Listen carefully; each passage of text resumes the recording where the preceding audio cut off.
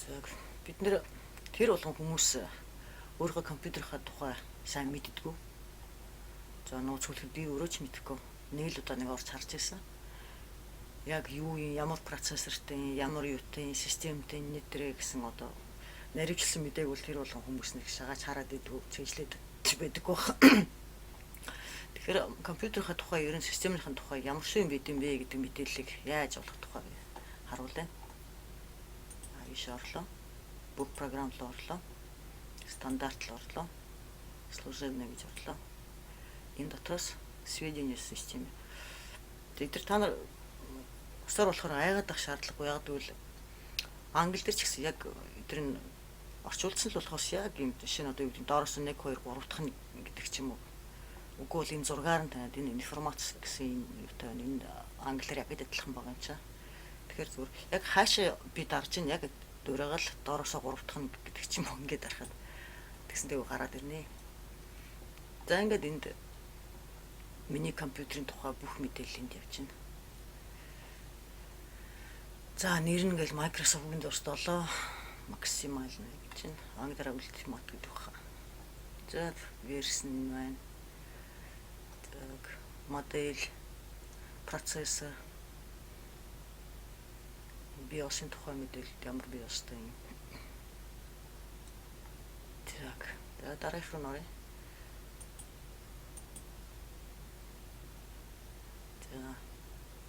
За энэ руу нөрөөд үзье.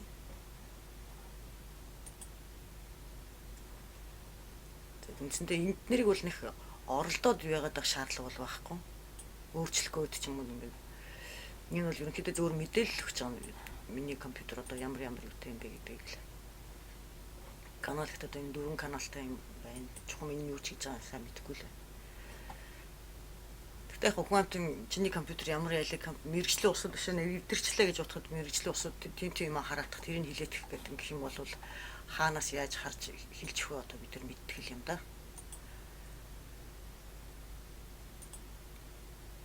Зэн драйверуудын тухай ямар драйвер байгаа юм ч гэдэг юм уу. Энэ стан аач гэж ална гэсэн чи баг энэ юу хийж байгаа мэдэх юм алгуу.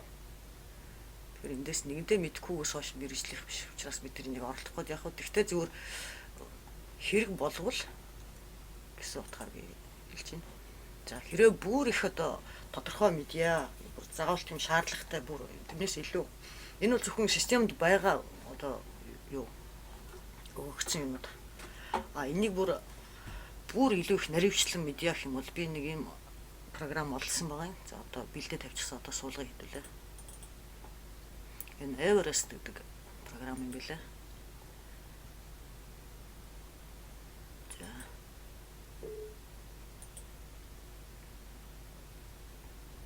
Жоохон хүлээ. Энэ програм нь бол ерөөсөө тухайн энэ компьютерийн энэ дотор байгаагаас илүү их мэдээллийг бүр дэлгэрэнгүйгээр болоод өгдөг. За энд хэл бол ямараар сонгож болох юм байна. За би яг орсоогоо сонгож байна. За цааш нь. За энд зөвшөөрье.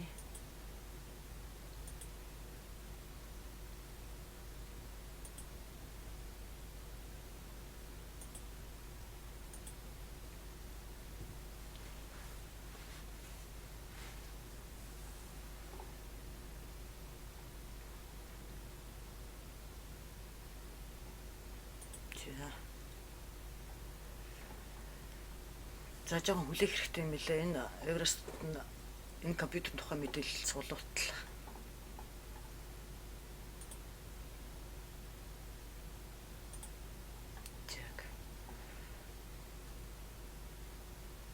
За энд одоо энэ компьютерийн тухай сая мэдээлэл бүгдийг суулгуулчлаа шүү дээ миний компьютерийн тухай. Миний одоо энэ юу ямар системтэй бүх мэдээлэл гараад ирж байна. Маш тодорхой. Процесс. Өөхт 1000 юм орж байна. За драйверууд.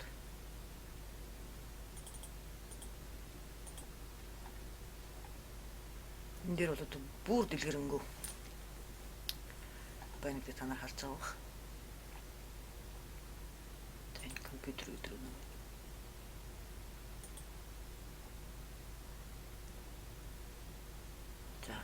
Юу ч хийж байгаа юм бэ?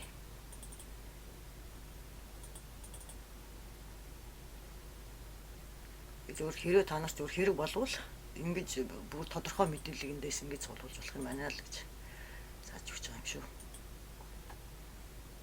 Ерөөсөө юуны л тухай мэдмээр байна. Системийнхаа компьютерийнхаа тухай бүгдийг эндээс л олж болох юм байна. Шинэ дисплей гэж байна.